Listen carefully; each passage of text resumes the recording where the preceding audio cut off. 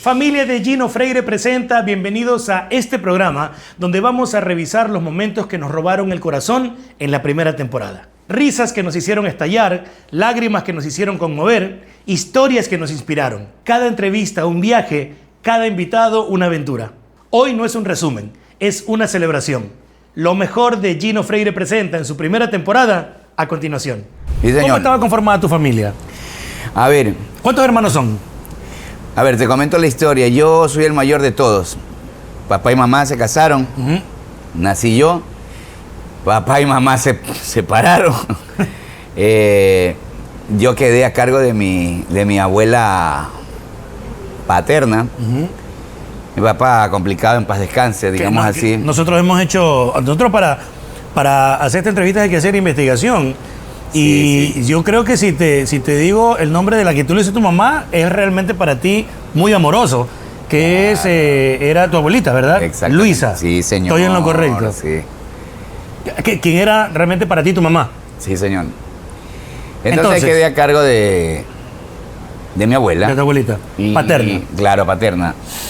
Y ¿ves cómo me pones? Entonces, sí, quedé a cargo de ella. Mi mamá, obviamente, por circunstancias, una muchacha joven. ¿A qué edad te tuvo, Martín? Como a los 15 años mi mamá. ¡Ay, me caramba! tuvo. 15 años. Claro, entonces mi papá, terrible. Entonces ella lo quiso huir prácticamente se fue. Pero bueno, circunstancias de la vida, me quedé con mi abuela paterna. Y ¿En la misma casa? Claro, o sea, no, en la casa de mis abuelos. Pero ya te imaginas, o sea, tener un papá así complicado. Y vivir esa vida, que es más, a veces me da cosa conversarlo, pero así fue. Entonces estaba conformado abuelos paternos con los que me crié y de ahí. Y entonces mi papá dando vuelta alrededor de nosotros. Pero sí, complicado, duro y ya, hasta que por esas circunstancias tuve que salir corriendo de ahí. Pero cuando llegas a la Ciudad de México te das cuenta que hay gente muchísimo más talentosa. Claro. Entonces, yo siempre he creído esto, que el talento es súper importante. Pero es más importante seguir instrucciones, saber seguir instrucciones De los que saben. de los que saben más que tú, o de los que están en una posición mucho más sólida que tú, como un director, como un productor, como un manager, etc. O sea, tienes que estar sumamente receptivo a lo que te están diciendo. Y obviamente poder obedecer y poder hacerlo. Entonces yo llego a la Ciudad de México, veo el mar de posibilidades y lo que empiezo es a tomar clases de canto con un maestro que ya murió, que se llamaba Mario Gensoyen. Mario me da una técnica, que es una técnica alemana, y yo en la preparación de esto trabajo mi proyecto y ahí es cuando empiezo a hacer audiciones en todas las compañías disqueras de México. Todas, yo hice todas. Y cuando iba a empezar la segunda vuelta, porque nos enterábamos que ya había cambiado una compañía disquera, ya cambió de director artístico. Entonces tenías que ser Entonces tenías que volver, claro, para que ahora él me oiga. Oye, pero es que todos los demás están en contra porque ya fuiste y te rechazaron.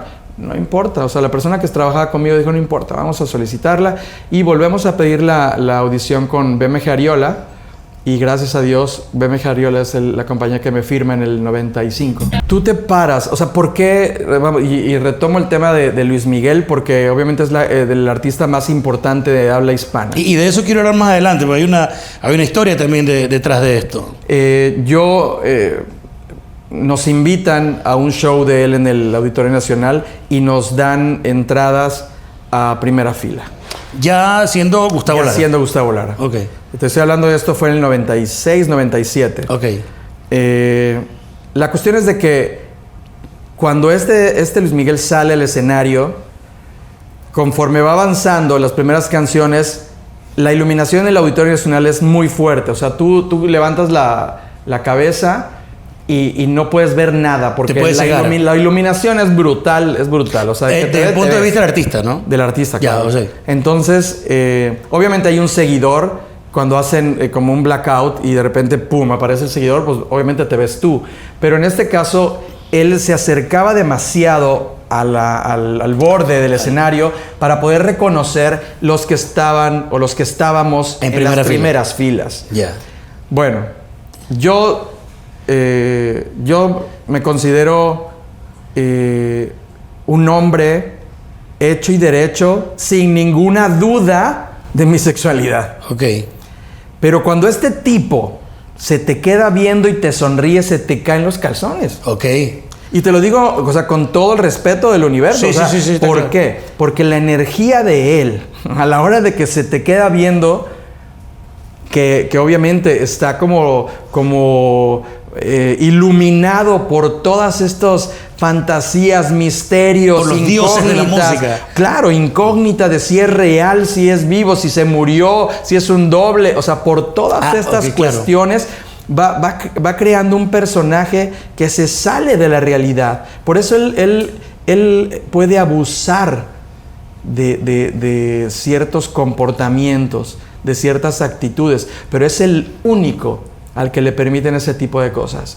Pero el tipo, cuando se para en el escenario y el tipo se planta y de repente hace así, eso solamente lo tenían muy pocos, como un Michael Jackson, por ejemplo. A estas alturas de tu vida, ¿qué es lo que extrañas de tu viejo? Mira, ¿qué es lo que extraño? Es que uno extraña lo que no tiene. Y yo siempre digo que yo a mi papá lo llevo muy presente en todo. En todo. Mira, que yo hasta el día de hoy tengo una cábala que es cada vez que tengo un día especial o un estreno, llevo alguna prenda de él. No, o sea... ¿Te pones algo? Sí, ¿Un accesorio? O un accesorio. Puede ser una corbata, puede ser un pañuelo, puede ser cualquier cosa. Y él era el verdadero fan número uno. ¿Sabes? Que él, cada vez que yo me iba al programa, él me decía, a ver cómo estás vestido. Sí, no, esto no me gusta, eso sí me gusta, esto sí, eso no. Y él me decía, esta frase no me gusta. Él veía todos los programas, él sí los veía toditos. Y él me decía, no me gustó que dijeras esto, lo hubieras podido decir así. Bacán. Él era un gran orador, era político, entonces era un gran orador. Qué buen maestro. Y orador de los políticos de antaño, no de los que verdaderamente Muy hablaban, pulcro, no de los que los garbo. no de los que los asesores le escribían y, No, y ellos ni escribían. leer saben. Claro, sí. Ellos escribían. Ajá, entonces era así. Y creo que es como un poco eso, ¿no? O sea, yo siempre digo que el día que mi papá fallece, Perdón, ¿de qué fallece tu papá? mi padre de un ataque al corazón. El día que mi papá fallece, yo tengo dos caminos, como todos en la vida. ¿Cómo te enteraste de eso? No, bueno, yo estaba, mi papá falleció en mis brazos. ¿Contigo? El día Ay, en qué que duro. yo estaba en la casa. Qué y duro, entonces hermano. mi papá había salido de la clínica recién, entonces todo. Y al final es cuando uno dice, a ver, o aquí, o te destruyes y te hundes, ¿ya? O te despabilas y la despegas. Mayor miedo en la vida, tu miedo físico. El miedo algo que realmente te paralice. Bueno, mira, el miedo en la vida en general es perder mi creatividad. Ese es mi miedo más grande, la verdad. Ese es mi miedo más grande, el miedo más grande que tenga. Perder mi creatividad. Uno nunca sabe cuándo el cerebro va a dejar de funcionar de la manera. Y te lo digo ¿por qué? Porque yo en el año 2011, en noviembre, quedé sin mis piernas hábiles por 6 meses. Animé en silla de ruedas. ¿Y eso por qué? Recuérdanos. Porque estaba en baile a la noche y me caí del escenario bailando. Y me lastimé el calcáneo, tuve un esguince. No recuerdo también. ese evento, Edu. Sí, y de ahí tú me viste bueno, ya contigo trabajé Sí. ya más adelante, pero yo después hice Proyecto Diosas, hice algunos Sí, proyectos. correcto. Y en Proyecto Diosas yo empecé esa temporada en silla de silla de ruedas. ruedas. Mira no, tú. siendo el único animador en silla de ruedas. Busque uno otro en internet, Sí. no va a encontrar. ¿No? Entonces yo dije, bueno, al final nosotros nos limitamos muchas veces, pero en verdad, mientras nuestra cabeza nos permita hacer lo que sea, nosotros podemos lograr lo que querramos. ¿No? Y te lo digo porque yo animé y divertí aún en silla de ruedas, y aprendí a maniobrar, a hacer no sé qué, y así malabares. estuve. Yo me acuerdo que a mí el doctor me mandó a descansar y yo a las 2 semanas de haber salido de la clínica llamé a Jean-Paul Prelwitz, que era el gerente de producción y era Un abrazo mi jefe para en ese Jean-Paul. momento, y le dije, mira Jean-Paul, o me dejas ir a trabajar o yo voy a terminar con una depresión aquí que me va a hundir.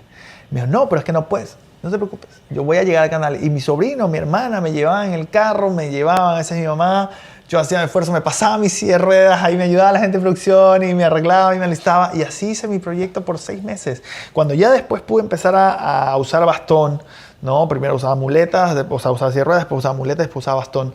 Me acuerdo que el pie en los eventos, teníamos eventos porque en esa época todavía se hacían los eventos masivos de los programas y todo. Y la pierna se me hinchaba a un nivel impresionante porque todavía estaba Por el no descanso. enfermo, por el no descanso, pero yo lo disfrutaba. Y yo lo disfrutaba. Y me acuerdo que una vez me retaba y Jean Paul me decía, pero es que tú no puedes. Y le digo, no. Pero es te que ponías en esto era- peligro, Eduardo, no lo medías. ¿Sabes qué? Yo creo que cuando uno hace lo que ama, es imposible tomar, no sé, medir las consecuencias. Digo, porque si hubiera sabido lo difícil que era ser presentador de televisión o llegar a un espacio así, me hubiera dedicado a otra cosa, ¿no?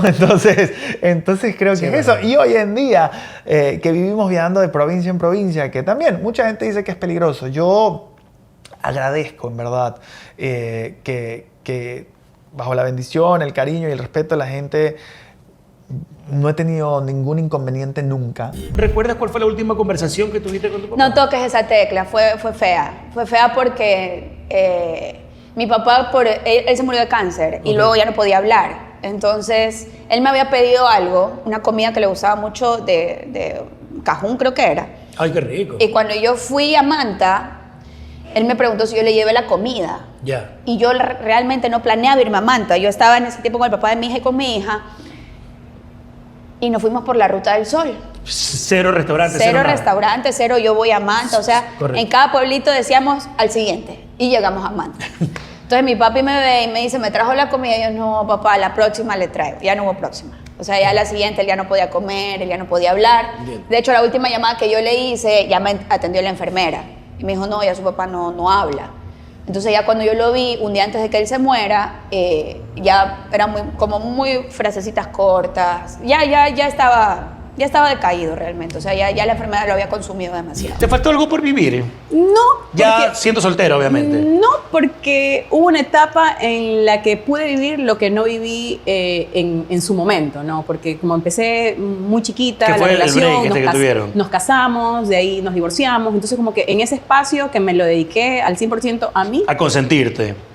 disfruté, viví, me la gocé y ya. O sea, hoy en día valoro mi matrimonio, valoro mi familia y estoy feliz. No te puedo decir, ¿sabes qué? Me faltó hacer esto. Ya. Porque ya creo yo que lo hice todo. Las cosas que a mí me hacen feliz, Eso te iba a decir, sí. las viví. Entonces, no tengo nada como que decir, chuta, mira, me faltó, qué sé yo. No puedo decir mi pensamiento. Pero ¿Cómo llegas a Vivos, Catherine? ¿sabes qué? Fue algo súper curioso porque yo estaba en el primer semestre de Gestión Empresarial Internacional en la Católica y siempre pedían chicas para, en ese entonces, no me acuerdo si era Pasado y Confeso, una de las series de la vida Coavisa, real, de la ese vida tipo de real. cosas. Archivo Y del Destino. Alguien dio mi número, como que, ¿sabes qué? Tienes amigas para que vengan a grabar de Pero tú extras. hacías modelaje antes ya. Claro, yo ya Y, pues, había empezado a hacer, claro, yo trabajo en desde los 16, apenas me gradué, empecé a trabajar en eventos, Feria de Durán, eventos Ya, la típica protocolares, impulsadora, actividades, todo. activaciones. Activaciones, exacto. Entonces, pero estaba atada a la universidad. Entonces ahí trataba de distribuir mis tiempos y un amigo... Oye, tu abuelito no se cabreaba de que ibas a hacer las activaciones, porque ahí iba con ropita pequeña. No, es que no me veía, pues salía... Ni se enteraba. Oye, yo era una hippie, pues. Yo era una hippie... Ropa ancha. Ropa ancha, esos abrigos, Ya, ok, así. Ya cuando se me metía al baño y salía ya en Perifo, ya era otro. ¿Y? Y Oye, la ¿qué que pasó? entró. Te lo juro. Entonces un amigo dio el teléfono de mi hermana y el mío. Ok. Mi hermana estaba todavía en el colegio cuando sucedió esto. Y me acuerdo que me llama Paola Gómez, iba en el Ebenezer. Paola Gómez, que Paola fue Gómez productora era la muchos años productora, de Vivos. de Vivos. Me dice, sí, fulano de tal. Yo- Iba en Ebenezer, qué buen dato. Claro, ¿ah? iba en el Ebenezer. Me acuerdo como si fuera ahí parada. Ya tenía celular. Y para. Ya tenía celular. Ajá. Me dice, hola, soy Paola Gómez, me dio tu número fulano de tal para que vengas a grabar para que mandes tu carpeta. Y era viernes, entonces le digo, chuta, yo estoy saliendo de la universidad, ¿puedo ir mañana sábado? Sí. Entonces yo fui el día sábado a dejar la carpeta de mi hermana y la mía. Ok. El día lunes me llama, ya, vente para grabar. Y yo, ya, pero sí, vengan las dos. Y le digo, chuta, pero es que mi hermana está en el colegio todavía. Ya, vengan 3 de la tarde. Entonces fuimos con mi hermana.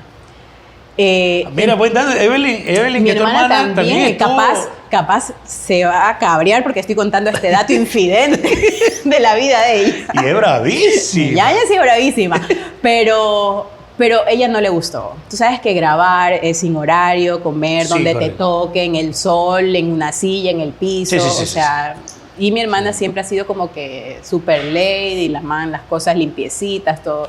Entonces, grabamos un sketch de Echeman y otra cosa más, algo de Batman, creo que fue que hicimos también. Ok. Yo sí me quedé como que me llamaron en esa semana, yo sí fui... Repetiste, fuiste más veces. Fui más veces, mi hermana no aguantó más y dijo, no, esto no es para mí, anda tú nomás, Vaya nomás. se cabrió. Y yo me quedé. Oye, ¿y cuando llegaste, te llamó la atención David o eso pasó mucho después? No, fue mucho Ni después. bola. No, ni ¿Qué bola. edad tenías ahí, perdón? Tenía 18 años. 18 años. 17 años.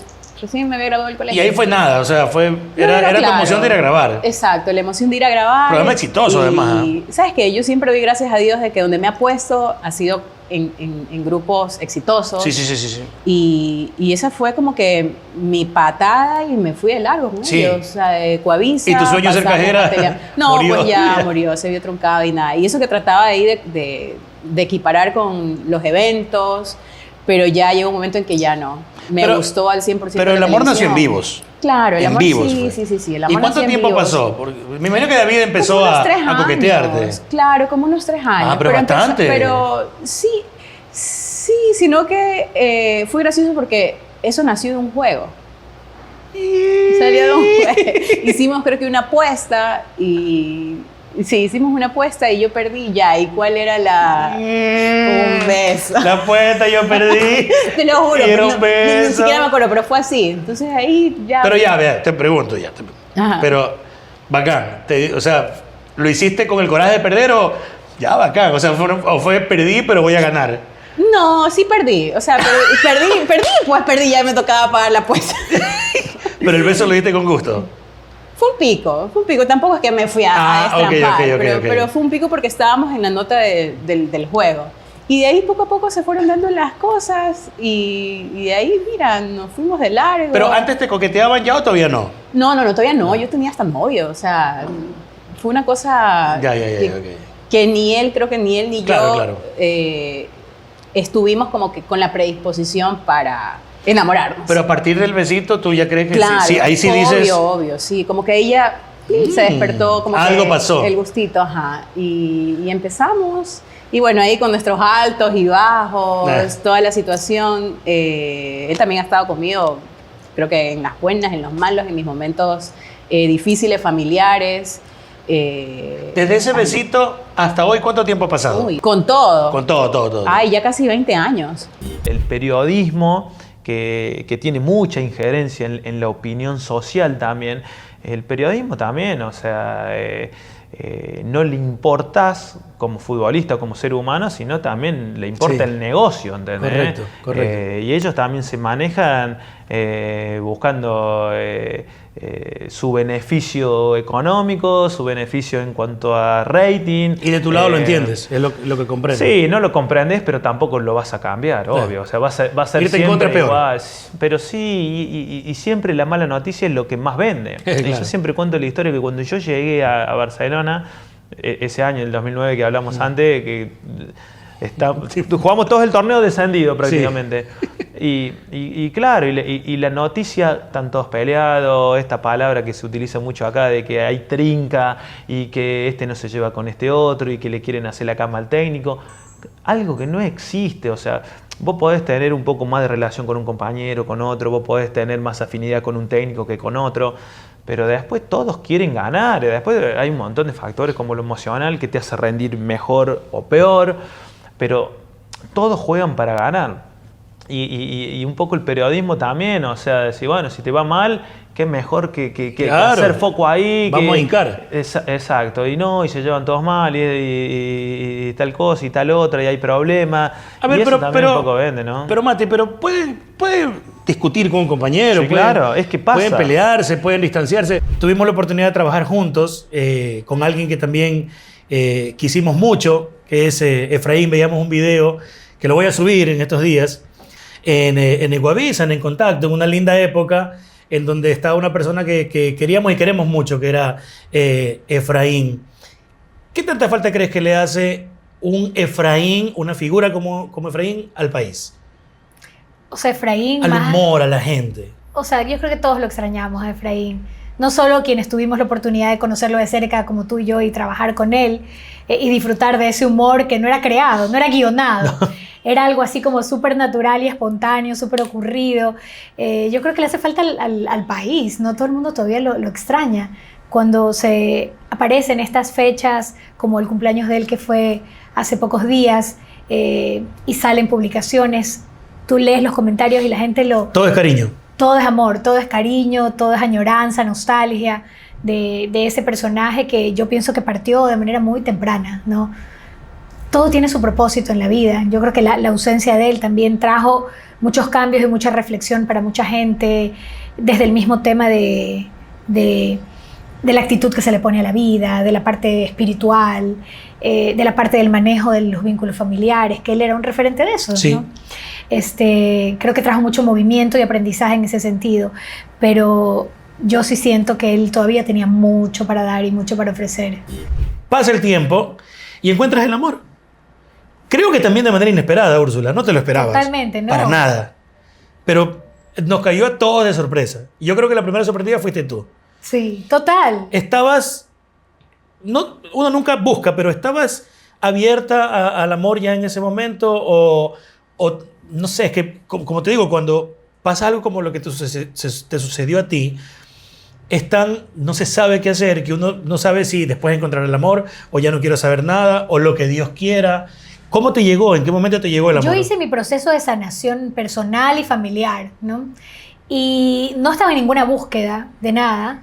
Y creo que conecté y de la manera más inesperada, o sea, en mi lugar de trabajo, con una persona con la que había mucha diferencia de edad, o sea, que nunca se planificó ni lo esperé de esa manera, simplemente conectamos. Creo que fue en ese momento la persona correcta, en el lugar correcto y en la etapa, en el momento correcto, donde quizás ya yo había llegado a un momento de sanación que ya estaba lista. Entonces conectaron y confluyeron todas esas circunstancias y bueno, decidí darme esa oportunidad. Pero ese momento del que hablas de que estabas lista tampoco lo tenías planeado.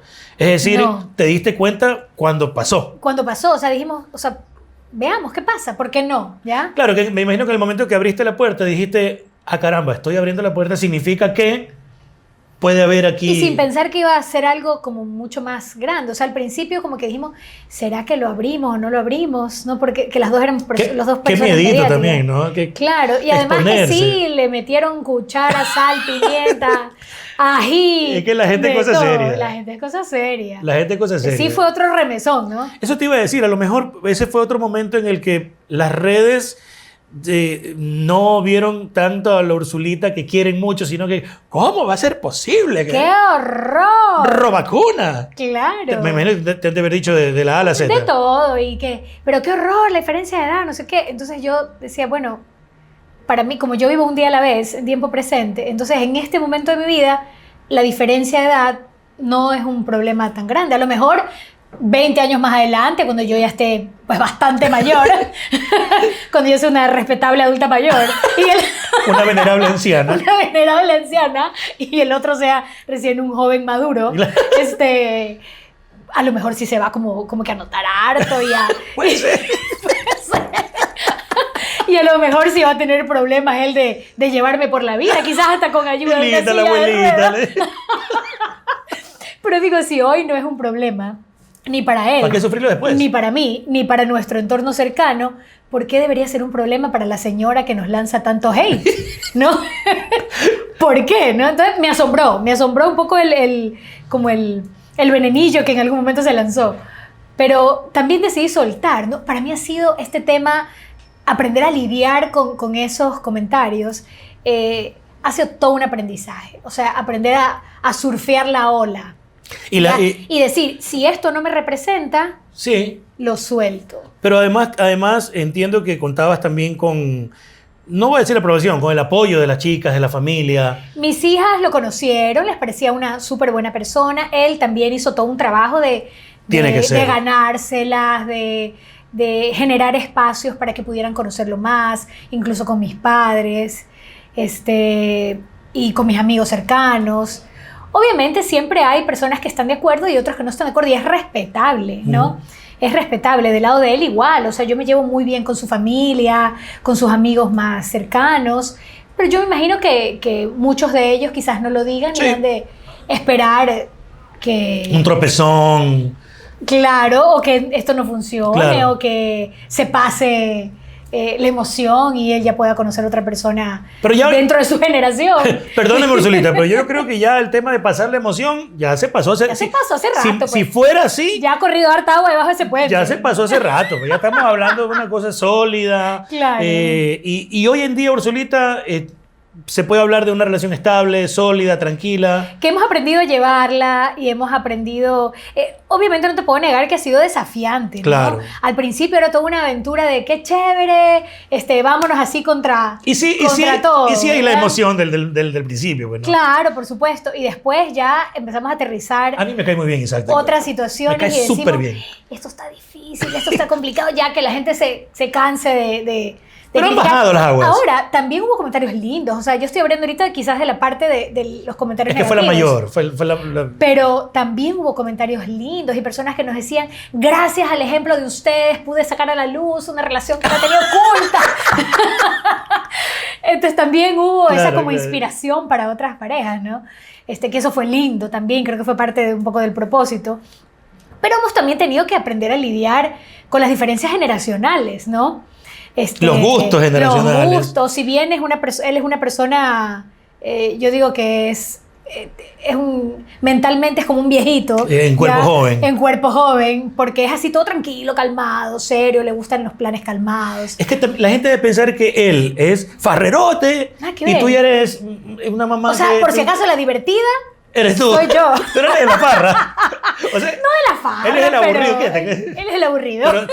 pero te cacho perfectamente. Probablemente esa puede ser una de las cosas que la gente diga, el otro muchacho va a querer salir y ya ella no y hay yo le estoy querer. truncando su futuro, Exactamente. o las ganas de hacer una familia. Exactamente. Eso ha sido un tema muy debatido también en la Exactamente. relación, ¿no?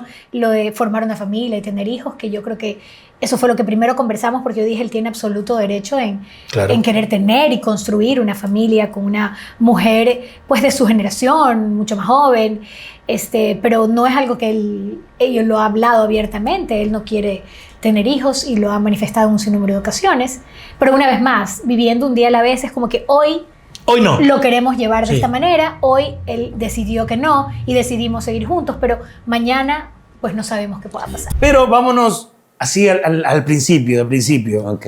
Al principio. Provincia del Oro. Naces en la provincia del Oro. Así es, en Machala, Ecuador. ¿En Machala, en qué barrio? Nuevo Pilo. Nuevo Pilo. ¿Cómo era tu barrio? ¿Lo puedes describir? A ver, y tú ya quieres entrar de entrada, póngame ganas de dormir. No, pero qué bonito. Yo, por ejemplo, yo nací en Mapasingue aquí. Ya. Yo recuerdo mi barrio y sí, es muy lindo. Ok. Y es bueno siempre recordar esos inicios. Claro, a ver, Nuevo Pilo, en la época que yo era un bebé, era no sé si invasión bueno, era un terreno donde era relleno hidráulico, Ok. donde tú tenías el baño camerino, mansión, pozo séptico, vivienda. O sea, sí había el pozo séptico, pero esa era mi realidad, que ahora sé que es una realidad de pobreza extrema. No decía pobre, es repobre y... Pero a esa edad no lo sentías. Para mí era mi realidad, era mi día a día. O sea, el río que yo lo veía como río, no era un río. Ahora sé que eso era una zanja donde pasaban desechos. Entonces yo ahí me lanzaba. Entonces, uno vive su niñez, uno vive su realidad. No te dabas cuenta. Ahora, por ejemplo, si yo he querido ir, he ido, y me han dicho, no vayas, porque es como meterte en un lugar peligroso. Ya. Pero para mí mi zona es mi barrio, así lo vivía. Entonces, yo creo que ahora ya las cosas han mejorado un poco para mi realidad de hace años. ¿Y cuál es el primer recuerdo físico que tienes de tu barrio? De Nuevo Pilo. El primer recuerdo que realmente tú tengas registrado en tu cabeza. Los patos atrás en el patio que se cruzaban del vecino. El lavadero que era de tabla. Era una casa de caña. ¿Ok? Y la parte de tabla era lo más bacán, ¿no? Entonces tenías las tablas que... Era la parte niñada de la Era casa. la parte niñada de la casa. Y ahí lavabas y eso se iba así como para atrás y ahí caía el agua y ahí estaban los patos. Entonces, eso es lo que recuerdo. Y la foto más bacán que nos tomábamos ahí en familia, que tengo una foto con mi abuelita, incluso ahí, era atrás en el patio, porque ni siquiera la sala era la niñada, era el patio con su árbol, y estábamos ahí como gran cosa. Oye, tenemos que ver esa foto. Y la pared más bacán era de caña, el cercado, pues no, sí. Eso era lo más bacán, para nosotros era como que estamos en la foto elegante con el árbol. Oye, entonces claro, entiendo que siendo niño, pues uno, no es que ni no se da cuenta, ni se da cuenta, simplemente era mi realidad, era mi realidad. Aquí vivo. Sí, y me sentí orgulloso de estar ahí. O sea, nunca me sentí como el niño. Ay, ¿por qué no tengo? Sí, no. Esa era mi realidad. Esa era mi realidad. Y yo siento que de a poco, como ibas creciendo, fuiste cambiando tu realidad. Y eso. Siempre, siento que ahorita lo hemos topado así como que rapidito. Y a veces siempre digo yo a la gente que yo cuento esta parte, primero que no me avergüenza, porque hay gente que trata como de tapar o pintar bonito una triste realidad. Para mí era mi realidad y punto. Y tú no tienes la culpa de haber nacido pobre. Tú tienes la culpa de morir pobre. Uh-huh. Entonces, en el trayecto uno se va preparando, se va superando, y eso pienso yo que es lo que ha ido pasando conmigo. Fui como que evolucionando, no me quise quedar ahí. Y si lo cuento es como para usted que está en su casa, que tiene sueños, que quiere lograr algo, piense que lo va a lograr, sencillamente lo va a lograr si usted tiene las ganas. No es que alguien va a venir a tocarle la puerta, oiga, usted tiene talento, oiga, usted sabe hacer esto, venga. No, nadie te va a tocar las puertas de nada. Tú tienes que luchar por cumplir tus sueños. Ahora quise luchar. Sí, ahora que... Pero es que hoy precisamente nos mandaron un audio y nos hemos muerto de risa por esta canción. ¿Cómo es la canción? Porque está luchar y triunfaré. Porque esté así, luchando, triunfaré. Oye, y tomando esa canción, ¿sientes que te puedes identificar con eso? Sí, porque yo he luchado. Incluso, a ver, es que todo tiene sus escalones, ¿no? Claro. Lo del teatro, para mí el éxito de Laura y de los shows que yo hago se deben a que yo mismo creí en mi producto. Si hubiera estado esperando a que alguien me contrate para un show, seguramente todavía estaría dentro de los talentos que están ahí, que son buenos, pero que no han hecho nada por creer primero en su talento. Yo pienso que hay muchas personas con talento que no creemos a veces y estamos como que ahí esperando. No da miedo arriesgarnos. Sí, que alguien nos llame. Yo recuerdo eso perfectamente con el primer show de Laura. Recuerdo que un director el de Vivos, y ya él también lo sabe, él me dijo una vez como que, ¿y qué vas a hacer? O sea, sí hubo personas que me cuestionaron, así como que, ¿y tú vas a hacer? Porque en ese entonces eran los grandes, pues, ¿no? Moflólogo, la vecina haciendo los monólogos que hace la vecina, David, que ya está dentro del campo. Y yo me quería meter ahí como que también con Laura, el show de Laura. Me dice, pero recuerdo que tanto el director me dijo, pero ya la gente sabe lo que va a ver a Laura, va a haber parejas que se van a sentar a contar y se van a terminar pegando. Yo, pero es que eso yo no quiero. Dice, sí, pero la gente no sabe. Y yo me lancé en el Teatro Más Niñado acá de Guayaquil, pues el centro de arte, el carísimo, y yo llevé a mi público. Eso se repletó.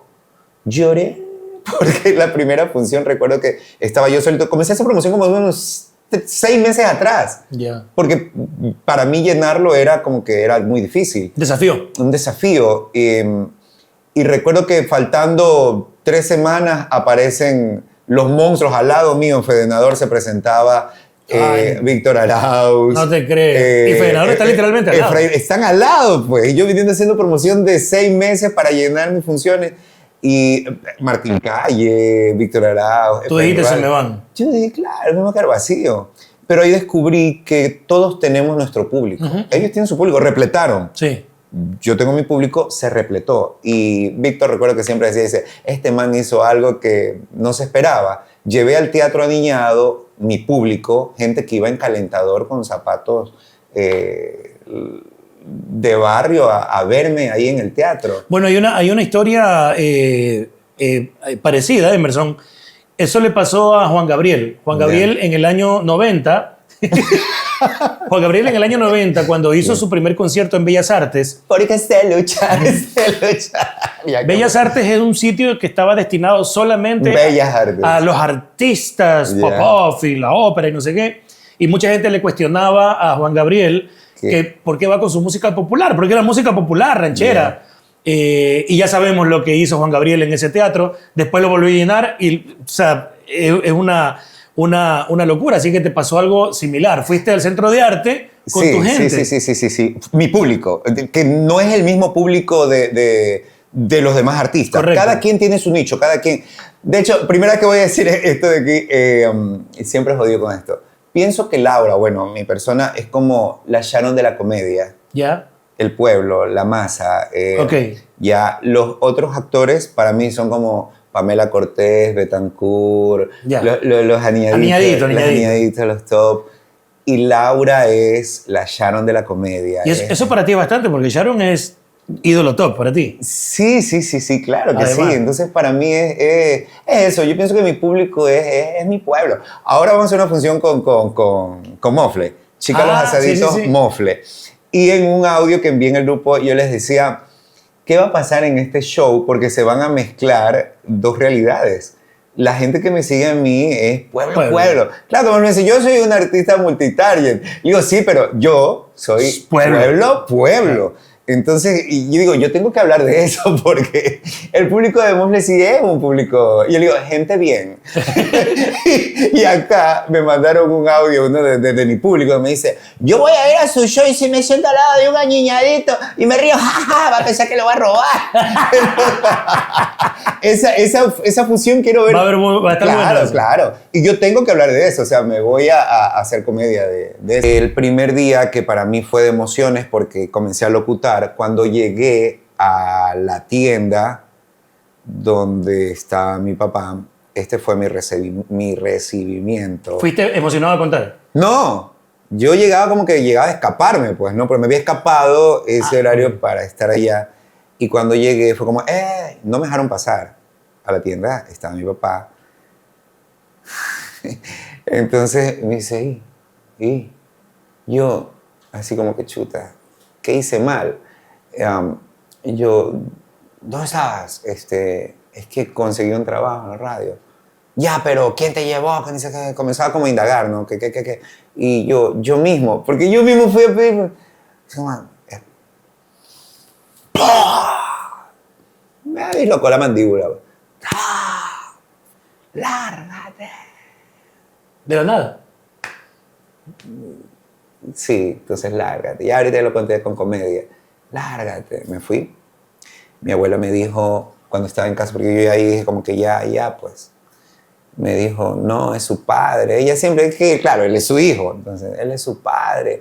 Pero cuando llegó de noche, yo como que, esos ratoncitos que no, pero es su padre. Yo abro y me pregunta, ¿te dolió la cara? Porque yo me disloqué la mano. Ahora entienden por qué es mi verdugo.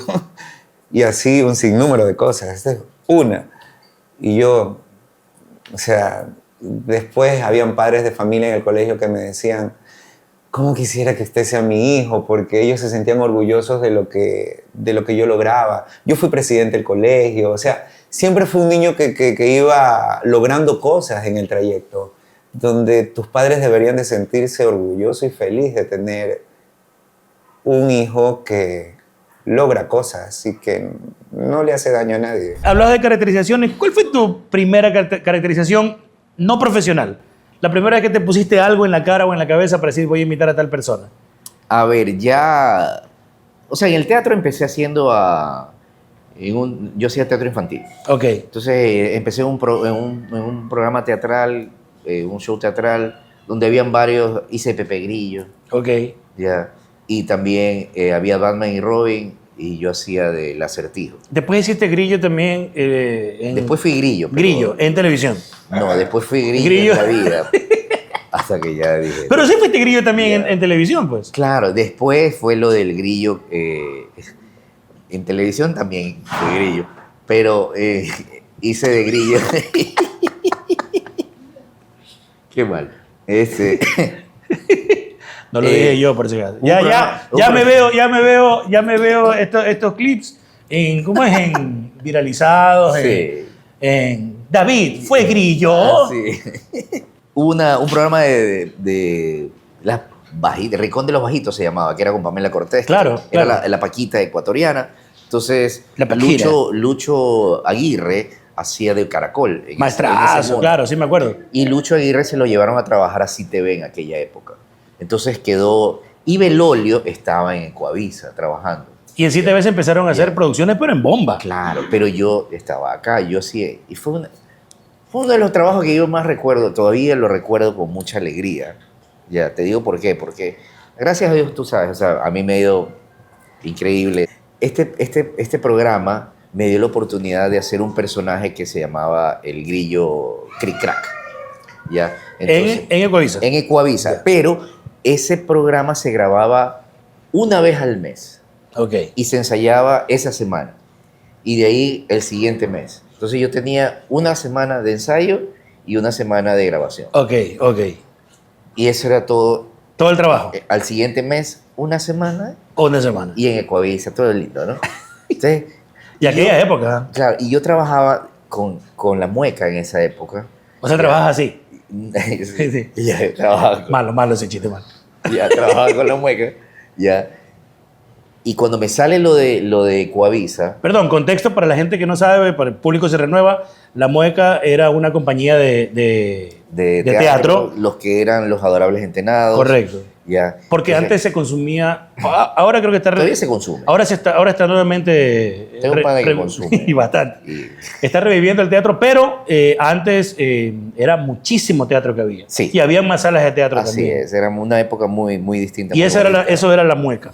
Bueno, la Mueca hacía televisión, trabajaba en CTV, en Guayaquil Caliente tenían un programa. Entonces yo trabajaba con ellos y ahí hacía libretos, escribíamos, Ya, ok. actuábamos, producíamos y todo. Entonces me sale lo de Ecuavisa y me dicen, chuta, querían exclusividad. Entonces yo solo hacía teatro con la Mueca. Ok. Entonces yo los fines de semana hacía teatro con ellos y de ahí pasaba a Vaca hasta el mes, grabar mi día y ahí el siguiente mes. En cambio, cuando estaba con la Mueca me sacaba la madre todos los días. Entonces, ¿Ahí qué edad tenía ya? ya, ahí no, yo tenía ahí 23. O sea, ya podías ir a donde tu 23 abuelita a años. decirle. Claro, no, Ya pues está. claro, yo ya me Te ya autosustentabas. Ya había tomado la decisión de vivir de esto. Ya. Entonces, pero por eso te digo, era tan a Vaca porque era el camello más lindo. Y es hasta que se acabó el programa porque el papá de Pamela dijo, no, hasta aquí nomás. Yo tengo otras proyecciones para la carrera de mi hija. Y chao. Y no, me acabó la fiesta, loco.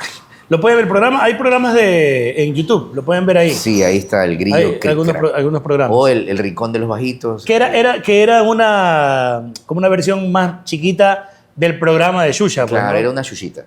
Sí, es verdad. No era el chuchón que había en Brasil. Era una chuchita. ¿no? Qué guapa que era Xuxa, ¿no? Claro, buena Qué chucha. guapo. Buena. ¿Qué chucha será de ella? Sí. Ya una chuchita arrugada. Te cuento que saca sus canciones, las trata de ser urbanas, pero ya están. Ah, urbana. Sí. Tiene, por ejemplo, la de Croqui Croqui, la tiene, pero en versión urbana y hasta la rapea. y ¿Cuál es es turra. croqui croqui? Croqui Croqui. Croqui Ah, ya. Croqui. Sí, La del sí. sapito. Ya. Qué raro que Xuxa canta de sapo. ¿no? No, es muy... Cosas de ella. Sí, se canta a sí mismo. ¿Hay un antes y un después de tu vida a partir del 23 de julio del 2019? Yo creo que fue una bofetadita. De pronto, yo siempre digo, esto fue una bofetada. Que ¿Le me puedes, dio la ¿Le vida, puedes contar a la gente qué pasó que me dio la vida, porque aparte y fue buena bofetada, porque me dejó sin dientes, me dejó chimuelo, ya. Pero en todo, o sea, de pronto por el mal que me haya portado, por lo que hice, la gente que de pronto se siente afectada con alguna parodia, Trabajo qué sé tuyo, yo, claro. trabajo mío, la familia si en algún momento le he fallado, ya, a mis hijos, o sea, todo eso para mí fue ya, y fue muy duro porque no fui solo yo, o sea, también estuvo Catherine. En ese momento habíamos vuelto como que volver a la familia que dejamos a un lado, darle esa oportunidad a Dante de tener otra vez a su papá y su mamá juntos. Entonces como que, irónicamente, ¿Cómo hablamos? Claro. se van los dos. Se pudieron Claro. haber ido los dos. Ya. Entonces, sí fue muy, así ya te digo, fue como un valora hoy, ya, ¿sí me explico? Ya. Dime la plena, David. ¿Viste no sé, ¿Qué cosa? ¿Viste la muerte muy No, cerca? no la vi. De verdad que no la vi, porque el accidente Y con fue... Katherine sí la sufriste un el poco más, accidente, obvio. claro, ella llevó la peor parte, ya. Pero es que fue un accidente, siempre digo, fue un accidente cojudo, ya. O sea, fue así, o sea, yo me despedí de ella, chao, porque estábamos viendo una película en la tablet mientras regresábamos a Guayaquil en la noche, y ahí, ya estábamos cabeceando, chao, chao. Yo con mi O sea, cinturón. chao, hasta mañana. en Hasta el mañana, carro. y yo ruco. Entonces yo me dormí y pude no haber despertado jamás. Claro. Pero no fue así, ya me desperté con la boca destrozada, porque como yo tenía el cinturón puesto, entonces en el frenazo, ¿qué pasó? Yo me fui así. Y me fui contra la rodilla y me partí toda la trompa. Entonces Ok. yo cuando me despierto, yo veía eso, ¿qué pasó? ¿Así estabas? Claro, estaba dando así porque mis dientes estaban para adelante Qué y los de bestia. abajo estaban salidos. Ya no tenía dientes abajo. Qué golpe, Entonces, qué golpe. Entonces es normal que así. Y Katherine, y con sangre en la cara. Y la lengua destrozada, me imagino. O sea, yo, o sea, Claro. por eso estaba, ¿qué pasó? Entonces, y Emerson atrás, o sea, fue una cosa, y el carro. Claro. Ya. Entonces, el chofer estaba como el pavo. ¿Sabes que Emerson me llamó esa vez a las 3 de la mañana? Yo me desperté a las 5, no sé por qué, y vi la llamada de Emerson a las 3. Es que el man. Y lo llamé y ya no me contestaron más y después ya nos contaron Bueno, el tema. la verdad que él fue el que nos salvó. O sea, porque como yo estaba. Y que además salió menos golpeado. Claro, él estaba menos abollado. Y él dijo, ¿qué hago, David? Llamo a tu familia. Y yo le dije, no llames a nadie, loco, tranquilo, ya está. Ya va a pasar. O sea, ya va a pasar qué, no sé, pero yo estaba bobo. Claro. Ya. Entonces el man llama al 911, hizo toda la vaina, nos fueron a ver las ambulancias, nos llevaron a un centro de salud por ahí, donde estábamos, en Ventanas. Y claro, Katherine la cosieron porque ella tenía roto aquí, porque la man así mismo con el frenazo se dio contra la ventana y se raspó la frente. Yo me partí esto, a mí me cosieron, pero ya me encargo, ya estaba así. Y el doctor me ve y me hace así. Y yo tenía abierto pues todavía. Me dice, ¿tienes rota la quijada? Le digo, no tengo rota la quijada. Sí, tienes, mira. Oh, sí, yo sí, tengo rota, sí. Sí la tenía. Ya, sí la tenía. Ya, y Katherine se quejaba mucho de un dolor, entonces le vieron, no tiene nada, no tiene costillas rotas, me duele. Eso es algo interno, eso es hemorragia. A llevarla al hospital más cercano, que era el hospital que quedaba en ¿cómo se llama? Vaya, pues, ¿dónde? No es Quevedo, no es Quevedo. Yo no recuerdo la zona, En honestamente. Babahoyo, creo que es el de Babahoyo, un hospital Ok. de Elías de Babahoyo, y allá nos llevaron.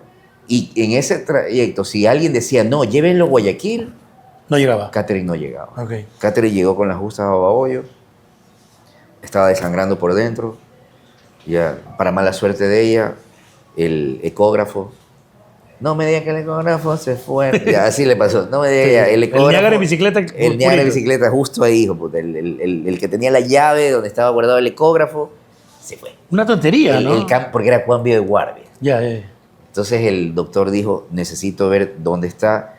problema. El color ya está, ya hay mucha hemorragia interna, sus manos ya tienen otro color. Tienen que autorizarme a abrirla para ver dónde está la hemorragia. Si hubiera estado el eco, le decían, esto está aquí. Claro. Entonces ahí abre. Pero ya tuvieron que abrirla así como... Abrirla porque no hubo Porque no hubo el ecógrafo. Entonces se autorizó eso y ahí la metieron en el quirófano, abrieron para ver dónde hay la hemorragia. Y encontraron que era en el intestino. Entonces ahí... Y lo de ella, que te digo, fue muy delicado.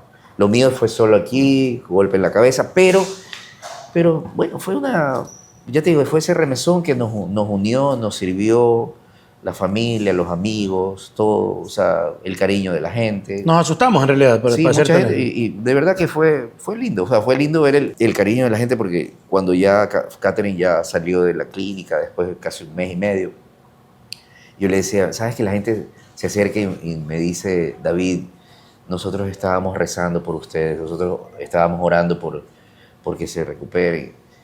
Y yo, gracias, ya. Y un día así mismo fuimos a una cita médica y una señora, ¡ah, qué alegría verla! ¿Sabe qué? En mi casa hemos orado por ustedes.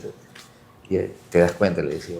Y así mismo vino el otro show, que fue la gente en redes sociales que también se puso a hablar huevadas porque por la multa que le pusieron al chofer. Por el tema del y todo. chofer, Ajá, etc. y decían que Reynoso, maldito, que le vas a cobrar. Y no era culpa mía. ¿Y qué quedó eso?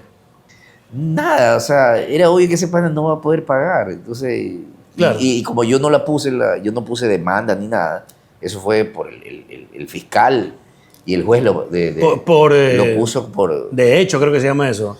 Sí, tiene un nombre legal eso ya cuando lo hacen como por default. Que se Sí, llama, correcto, ya. correcto. Entonces... Perdón a los abogados. Sí, tiene un nombre.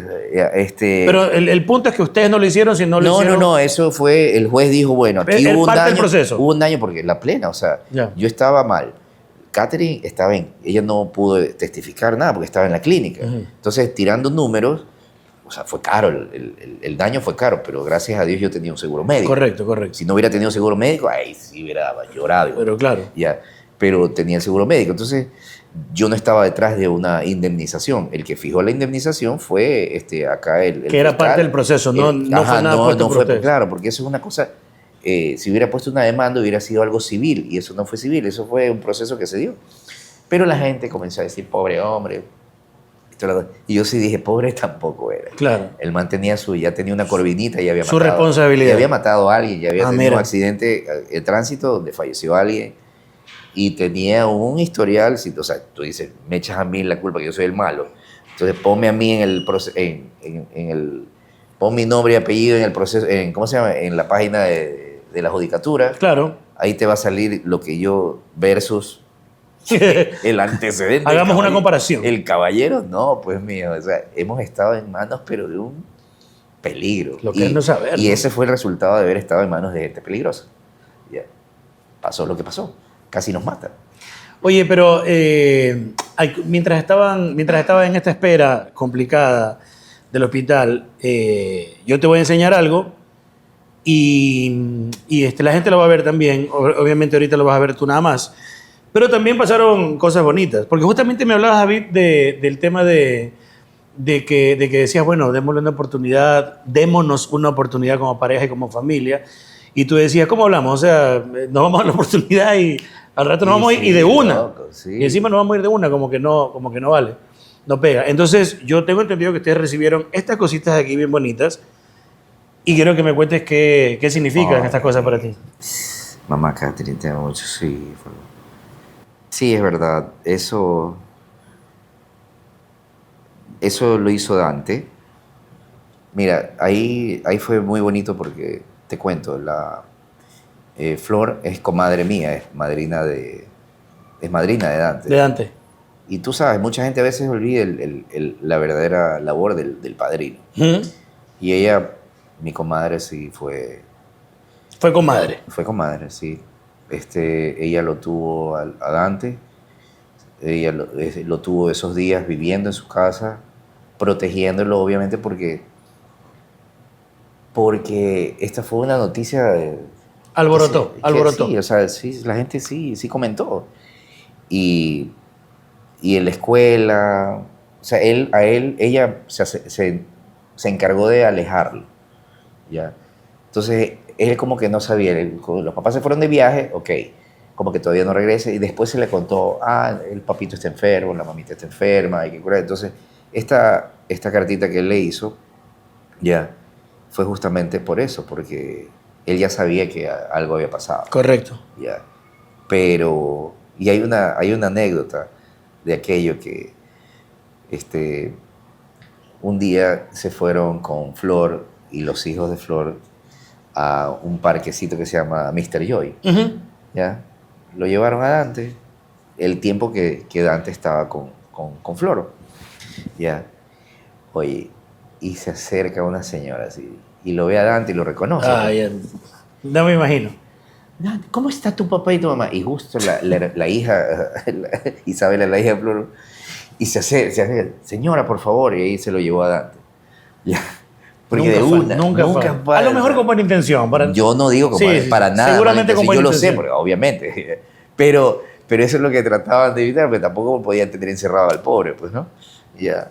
Sí, entonces yo siempre agradezco. Eso también fue parte de las cosas bonitas que de pronto dio esto, dio un accidente. O sea, yo veo de pronto lo positivo, ¿no? Los amigos, el eterno agradecimiento a Emerson por haberse puesto las pilas, porque si no, Catherine no hubiera sobresalido, no hubiera sobrevivido, mi comadre, mi familia, los amigos, los médicos. ¿Tuviste miedo de quedarte todo. solo No, en ese momento? no tuve miedo. ¿Tuviste fe de que se iba a recuperar siempre? Sí, sí. O sea, Qué duro. Ya te digo, Difícil. lo de Catherine fue muy duro, eso se sabía. Ya, pero gracias a Dios la ciencia sí podía. O sea, yo sí averigüé qué es lo que tenía y que sí salí adelante. Y en esa época, tanto ella y yo andábamos en gimnasio, otros salíamos a trotar, hacíamos 5 kilómetros diarios. Estaban fuertes. Estábamos bien, entonces eso ayudó también a una recuperación para ella. Si ella hubiera sido muy sedentaria, créeme que hubiera sido muy duro para ella. Y para mí también. Imagínate, yo estaba en una temporada teatral en esa época haciendo Michimelo. Entonces yo falté un fin de semana. Se detuvo el show porque yo estaba hospitalizado. Y al siguiente fin de semana yo ya estaba en escena. Con dientes nuevos. Con unos provisionales. Sí, hablaba y me acuerdo que hablabas así. Hinchado, parecía Quagmire, El de Family Guy. Family Guy. Así estaba yo. Oye, aquí también, mire, aquí porque yo encontré otras. ¿Y eso? Eso también, mira. Wow. Siempre tiene que haber alguien que... Sí. Mira, esta de aquí. ¿Qué dice? Para mi papá David.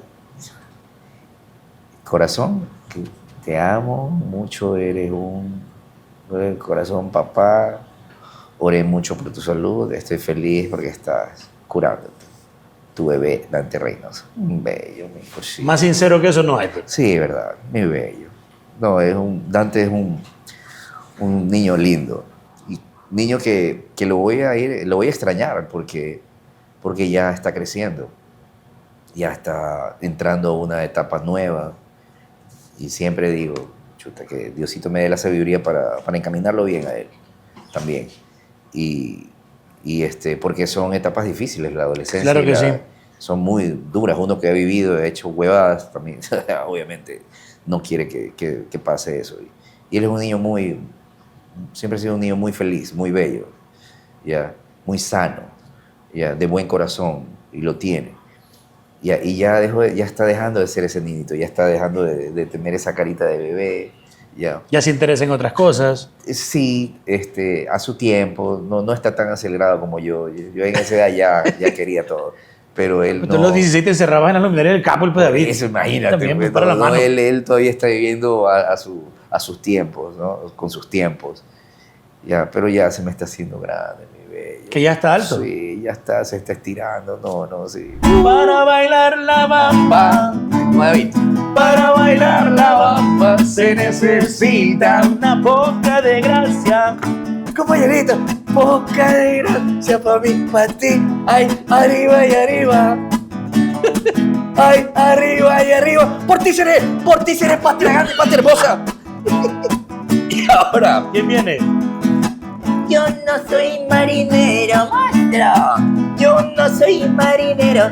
Soy capitán, soy capitán, soy capitán. ¡Uy!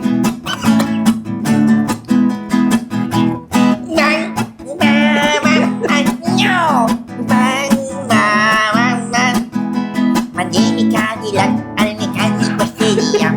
Hace mucho tiempo que en verdad no merecía. para bailar la bamba, bebé. Para bailar la bamba se necesita un poquito de gracia. Un poquito de gracia. Pa' mí, pa' ti, ay, arriba y arriba, bebé. Ecuador dice.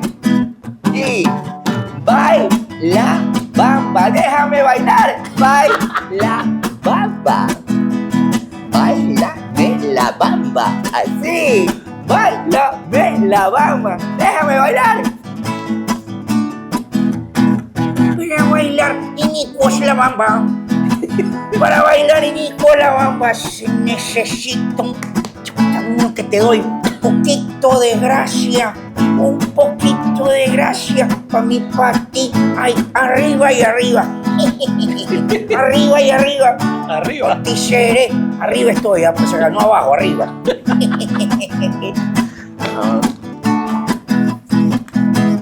Bam, bam, bam, bam. Más. Bam, bam, bam, bam. Le damos más. Bam, bam, bam, bam. Y dice, ven para bambearte. Esa guá, para bailar esta guá. Para bailar esta guá se necesita dar vulgar de gracia. Esa guá. Una poca de gracia, señores y señores. Pa' mí, pa' ti. Ay, arriba y arriba. Por ti seré. Esa guá. Aplauso, aplauso, qué belleza. Dios mío santo, tenga maestro, por favor, por allá llévese esa guitarra. ¿Y sientes que perdiste algo, Pedrito? No, pienso que gané salud, pienso que gané años de vida. Creo yo que si hubiera seguido bebiendo como bebía, era mi problema principal, hubiera terminado con una cirrosis. Creo yo que en mis chequeos médicos, en algún momento me dijeron, cuando te dicen el examen, tienes 2 cruces, tienes 3 cruces en el hígado, ya. Pero también, ¿qué pasa? Que yo siempre comí muchísimo, ya. Y llegó un momento en que me engordé demasiado, ¿no? Estaba pesando como 400 libras más o menos. Y entonces es como el mínimo pretexto allí te puede causar algo muy serio. Y aunque nunca tuve nada muy serio, creo que Dios me bendijo sin tener una apoplejía o un derrame, un ictus o alguna cosa así. Mi doctor, Lenín Quintero, a quien siempre que digo que es el que siempre me ha salvado la vida, a quien le quedo muy agradecido por todo, me dijo, tú tienes una genética privilegiada y hay que aprovecharlo. Entonces, ya después, siendo un tipo que ya no bebía, que ya no fumaba, se presentó un bloqueo arterial y yo pensé que tenía que operarme o que me haga un cateterismo mínimo, ¿no? Ya es a corazón abierto, ya claro. Uno se hace la figura. El peor escenario. Y lo que me dijo Lenin fue, no, vamos a bajarlo con dieta. Y entonces comencé a hacer una dieta y ahí es que tuve mi gran bajada de peso. Mucha gente me pregunta, Pedrito, y no me cree. Y me dicen, no, Pedro se operó. Le digo, no, Pedro no se operó. Pedro ha sido a punta de esfuerzo. Es algo muy difícil hacer la dieta, sobre todo cuando te gusta comer. Pero ¿sabes qué? Nada, después de 21 días que tú dejas cualquier adicción, ya se hace mucho más llevadero, ¿no? Yo ahora bajé mucho de peso, perdí como 150 libras, recuperé 50. Esas 50 las estoy perdiendo ahora nuevamente. Porque luego comienzas a tener como pequeños achaques y tú dices, ¿sabes qué? No, tengo que tomar cartas en el asunto. Ahí es cuando te sirve el autocontrol y la disciplina. Y claro, o sea, yo respeto a los que se han operado. La operación, tanto la manga gástrica como el balón gástrico, todas ellas son soluciones que te salvan la vida. Hay gente que está al borde de la diabetes ya irrecuperable, o hay gente que le puede dar un infarto. Y sabes que valientes, a mí me da terror sacarme una muela, imagínate. Yo también. Me da una cosa. Yo soy de ese team. Tengo pánico, entonces. Team pánico a la operación. Mira, al final yo pienso que la droga más poderosa a la que he sido adicto ha sido a la comida. Y Pedrito, ¿y el último recuerdo que tienes de don Pedro? Son recuerdos tristes, los últimos recuerdos que tengo de mi papá. Tengo que tomar un poquito de aire porque me puedo poner sentimental. Y no somos familia, así que no tiene nada de malo. Pero recuerdo cuando el día que le dio su dolor fuerte y que lo llevamos al hospital donde ya no salió. Y recuerdo también su último consejo, que era mientras íbamos en el carro cuando él estaba con su dolor. Él murió de pancreatitis, entonces el cólico de pancreatitis dicen que es un dolor de muerte. Y en el carro, cuando íbamos en un taxi, él se dio la vuelta y me dijo, no descuides a tu mamá, cuida a tu mamá. Y era lo que repetía constantemente. Qué fuerte, Pedrito, eso. Fuerte, que fueron las últimas palabras lúcidas que dijo. Lo acompañé también en la habitación al baño en un momento. Él pasó las primeras 48 horas en la habitación con mi mamá. Estuvieron juntos, estuvieron abrazados. De allí tuvo una recaída, lo llevaron a hacerle la operación y fue a terapia intensiva. Y ahí ya no salió. Lo vi, sí, en sus últimos momentos. En un momento tuvo como esa mejoría antes de la muerte. Ya pude verlo también, ya, en cambio ya después cuando el cuadro se puso más feo. Y luego también ya acompañarlo cuando estaba fallecido, ¿no? Pero esto nos llevó a trabajar con Adal Ramones en algún momento. Y hemos podido compartir el escenario con Iván Marín, con Ricardo Quevedo, en tu caso... Franco Escamilla. Con Franco Escamilla, que tiene una amistad muy bonita contigo. Correcto. Este comediante mexicano... Va a estar Gino Freire presenta también Franco, ¿eh? Y también la gente de Colombia, Ricardo, Iván. ¿Cómo se llama el comediante mexicano? El pelo lacio así, con los... Vallarta. Carlos Vallarta. Muy bueno también.